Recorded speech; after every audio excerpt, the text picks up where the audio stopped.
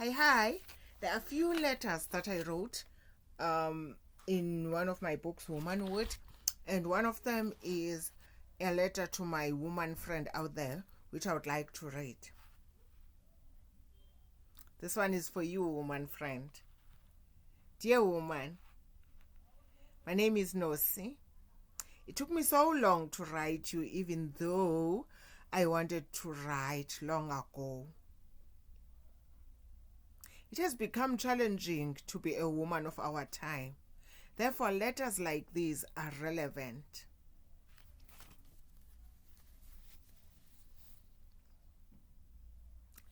I write to you as another woman because I have a word of wisdom to share with you. As you continue with the journey of life, woman, you will meet all kinds of people. Those who will be sincere and those who will be out to manipulate you. Even though this situation sounds bad, there is hope. The hope is the God of heaven who guides us throughout this life journey. Pray for guidance as you pray, try and handle people with your mind, not with your heart. Some of us are single parents who raise children of our own alone. As we have that challenge, we also have a responsibility of looking after our parents who are getting older and frail. I've learned that they need our love too. They too need our love, our parents. Love, care, and patience. They become sensitive sometimes, and that makes it difficult for us to handle their mood swings. We need to pray for patience. We are mothers to our boys and mothers to our daughters. We need to teach our daughters to distinguish between a man who flatters them and a man who compliments them. Men have become players and have become heartless out there. They sometimes forget that they are fathers of daughters too. Therefore, the way they treat other people's daughters is the way the world and other men will treat their daughters. Please remember that there are these kinds of men. One, a man who spends money on your daughter, and a man who invests in her. A man who views her as property, and a man who views her properly. Who views her as property, and a man who views her properly. A man who lusts after her, and a man who loves her. A man who believes he is God's gift to women, and a man who remembers a woman as a gift to him. We also need to treat our boys to be the kinds of men who value women, the kind of men who respect women and our daughters. They are his younger sisters anyway. That is the kind of a man we should teach our boys to resemble. To those of you who have husbands, remember that he needs you more than you need him sometimes. Their bodies are strong and yet their emotions are fragile. Love your husband unconditionally. Always bear in mind that the woman who makes a sweet, beautiful home, filling it with love and prayers and purity, is doing something than anything else her hands could find to do beneath the skies. I don't know if you understood what I'm saying here, but let me repeat it. Always bear in mind that the woman who makes a sweet, beautiful home, filling it with love and prayer and purity, is doing something better than anything else her hands could find to do beneath the skies. As I wrote this many years ago, I was referring to myself. as single. God has given your husband to you, therefore he is more perfect than I can humanly conceive. Always remember that your husband is not perfect and you are also far from perfect, which makes him perfect for you. Yes, your husband has humanly faults, but your fault might be more than his. This knowledge can keep you from getting frustrated at times. Therefore, stop complaining about his faults all the time. Instead, pray for him.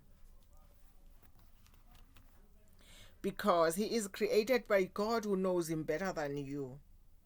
Therefore, try to find ways of how you can compliment him as opposed to criticizing him or complaining about his faults all the time. I'm not saying we cannot raise faults, but timing is good. Timing is good.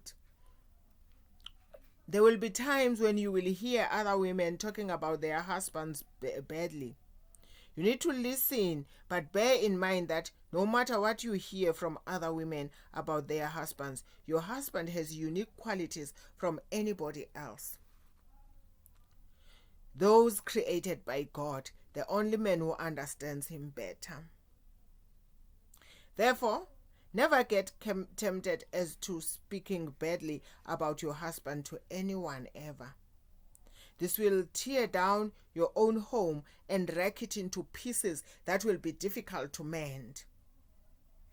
Sometimes he will irritate you. Sometimes he will do unspeakable things to you. Always forgive him and remember that love covers a multitude of sins.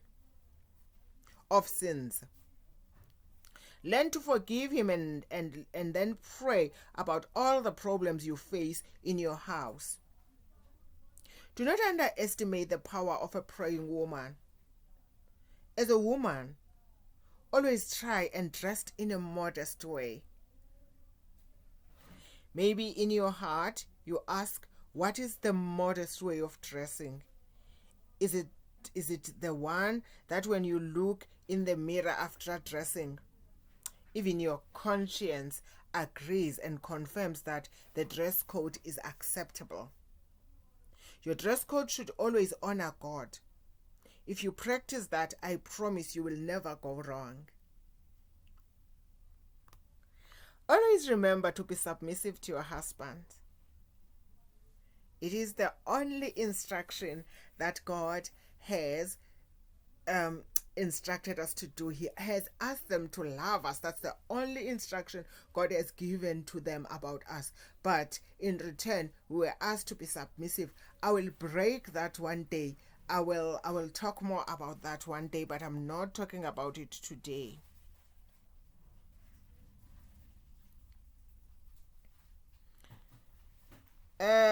Sometimes he will irritate you. Sometimes he will do unspeakable things to you. Always forgive him and remember that love covers a multitude of sins. Learn to forgive him and then pray about the problems you face in the house.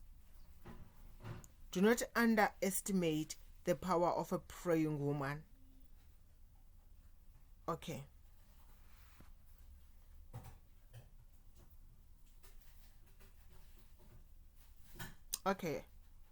Some women are afraid of being run over if they are submissive. By running over, I mean when you are submissive, then you think that someone will walk all over you as his doormat.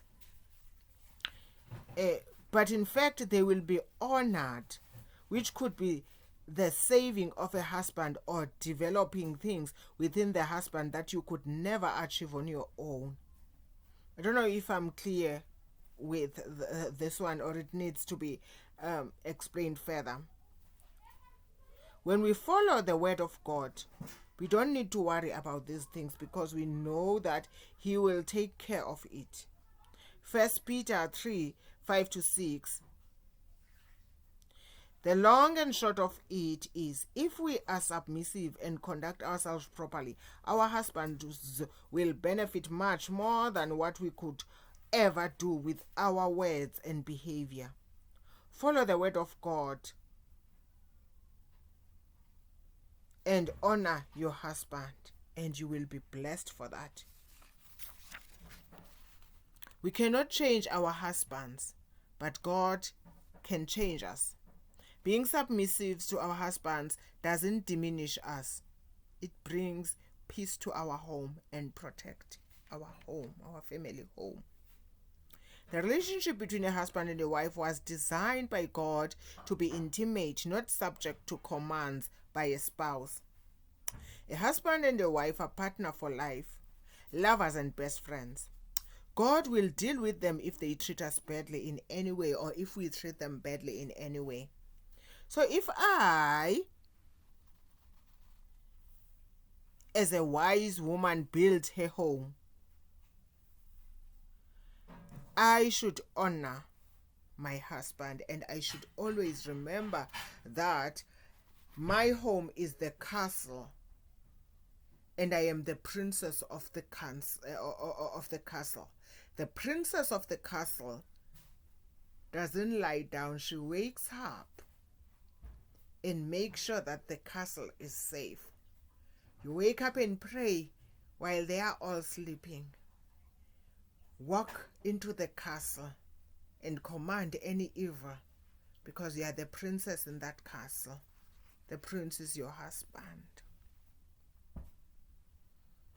So a wise woman builds her house with wisdom. She doesn't belittle her husband. She does not tear him down, but he is also expected to do that. If a man can't get his wife to respect him, he feels like an absolute failure because she knows him best. That is why we need to respect our husbands until they are respectable. And that is why they have to also try to do that and build our home based on respect. A lot of men live on the confidence that is instilled in them by their wives. This is a letter to you, my sister. It is not perfect. It is just my views.